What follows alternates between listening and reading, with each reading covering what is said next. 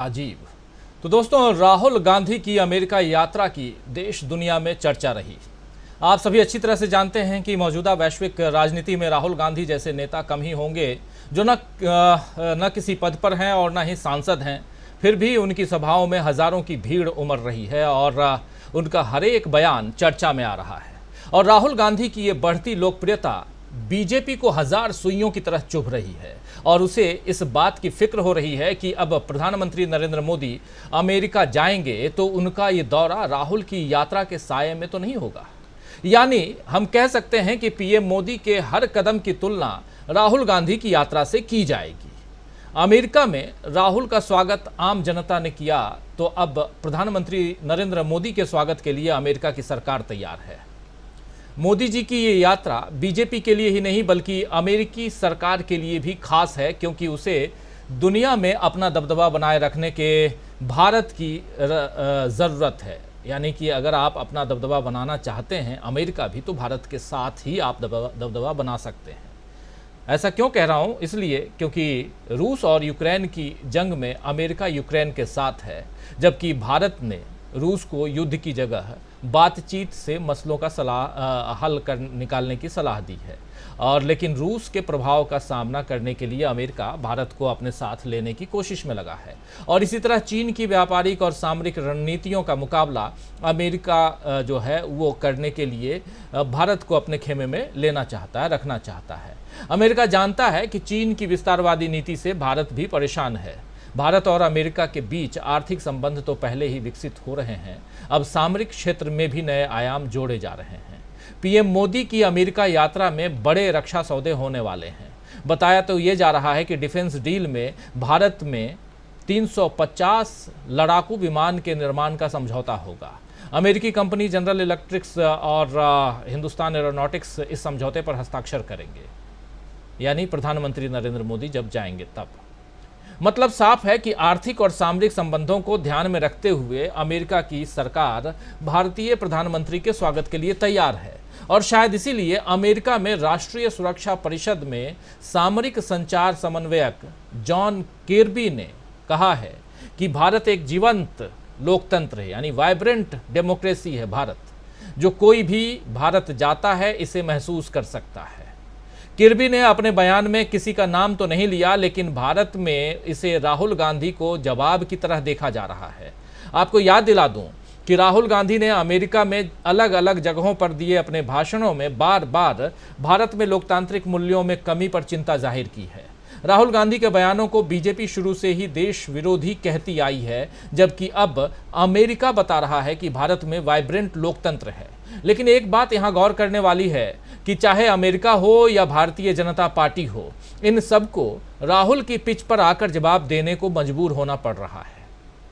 तो जाहिर है कि ये राहुल के बढ़ते प्रभाव का नतीजा है। राहुल गांधी जो कह रहे हैं वहां उसका नतीजा है। राहुल गांधी ने भारत जोड़ो यात्रा की शुरुआत की थी, आपको पता है 4000 किलोमीटर लगभग सफ़र उन्होंने तय किया, पैदल यात्रा की। और भारत जोड़ो यात्रा के बाद देश में तो राहुल के चाहने वालों की संख्या बढ़ी ही। ये बात कर्नाटक के चुनाव के बाद एक सर्वे में और भी सामने आई है, और उससे पहले कर्नाटक का चुनाव का जो रिजल्ट है वो भी आप सबके सामने है। और अब अमेरिका यात्रा से भी ये बात सामने आई है कि वहाँ पर प्रवासी भारतीयों में बहुत से लोग जो पहले मोदी या बीजेपी के समर्थक थे, अब राहुल गांधी की राजनीति को पसंद करने लगे हैं। कई लोगों ने देश में बढ़ती नफरत, नकारात्मक राजनीति और नोटबंदी जैसे फैसलों से दुखी होकर के राहुल गांधी और कांग्रेस का साथ देना तय किया है। तो एक तरफ राहुल गांधी को चाहने वालों की संख्या बढ़ रही है और दूसरी तरफ बीजेपी भी अब राहुल के प्रभाव में आती हुई दिख रही है। ऐसा क्यों कह रहा हूं? इसलिए कह रहा हूं क्योंकि अभी जेपी नड्डा जो बीजेपी के अध्यक्ष हैं, राष्ट्रीय अध्यक्ष हैं, उन्होंने एक बयान में कहा है कि राहुल मोहब्बत की दुकान नहीं बल्कि नफरत का शॉपिंग मॉल खोल रहे हैं। नड्डा भले ही राहुल के खिलाफ बात कर रहे हैं, लेकिन जो भाषा वो बोल रहे हैं उस पर राहुल गांधी का असर साफ दिख रहा है। जब बीजेपी के राष्ट्रीय अध्यक्ष का ये हाल है तो समझा जा सकता है कि बाकी बीजेपी किस राह पर बढ़ रही है। लेकिन नड्डा के जुबानी सुन लेते हैं। नड्डा ने क्या कुछ कहा है। भारत में भारत जोड़ो यात्रा करके राहुल गांधी पहुंचते हैं अमेरिका, और अमेरिका में भी भारत की परिस्थितियों का जिक्र करते हैं। लेकिन यहाँ ये बात नागवार गुजरती है बीजेपी को, सत्तारूढ़ दल को, और सत्तारूढ़ दल कहता है कि नफरत का मॉल खोल रहे हैं राहुल गांधी, न कि वो मोहब्बत की दुकान चला रहे हैं। सुनिए उनकी जुबानी, जेपी नड्डा साहब की। कि नेतृत्व की थाती बनती है, एक उसका लोहा लोग मानते हैं। तब हमारे कांग्रेस के युवराज राहुल गांधी बढ़ते गौरव से पता नहीं उनको क्या समस्या हो जाती है। यह गौरव उनको पछता नहीं है, यह गौरव उनको अच्छा नहीं लगता है।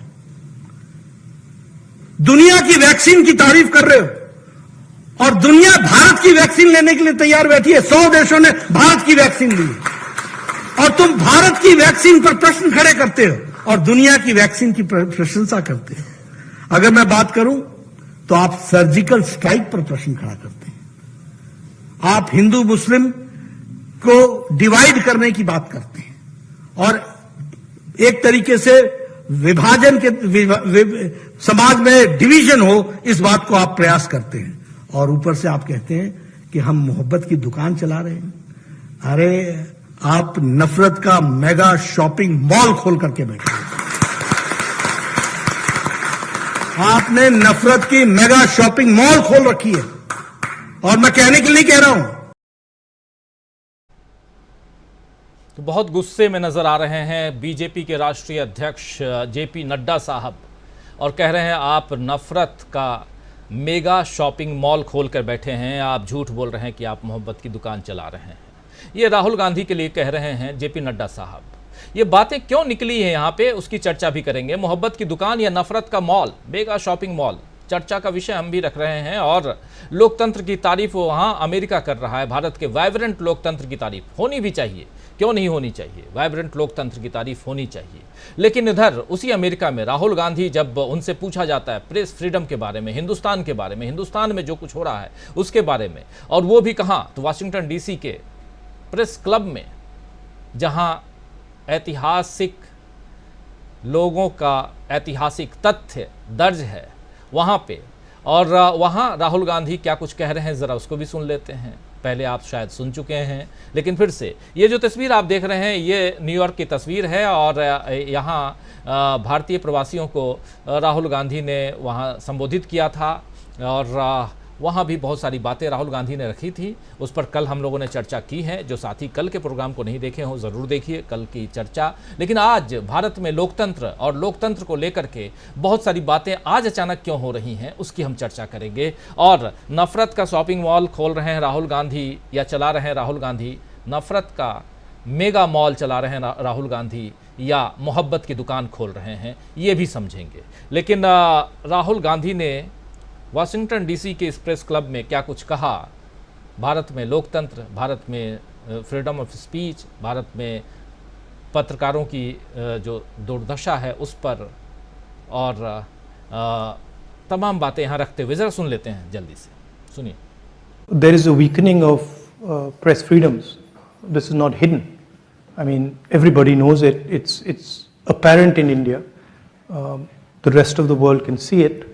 And I think press freedom is very, very critical for a democracy. I mean, one should be open to criticism, and one should listen to criticism. I mean, that's the feedback loop that builds democracies.